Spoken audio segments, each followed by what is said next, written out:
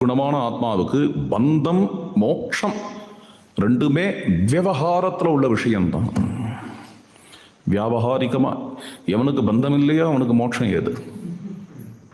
நமே மோக்ஷா ந பந்தனம் பத்தோ முக்த இதி வியாக்யா குணதோ மே ந வஸ்துதः குணஸ்ய மாயாமூலத்வாத் நமே மோக்ஷா ந பந்தனம். பாகவதம்.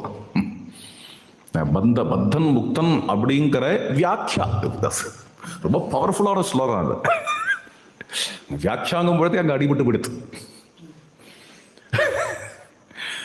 பத்தன் முக்தன் அப்படிங்கிற தத்துவங்கள்னு சொல்லல, பத்தன் முக்தன்கிற தத்துவங்கள் அப்படின்னு சொல்லல, பத்தன் முக்தன் அப்படிங்கிற பேச்சு,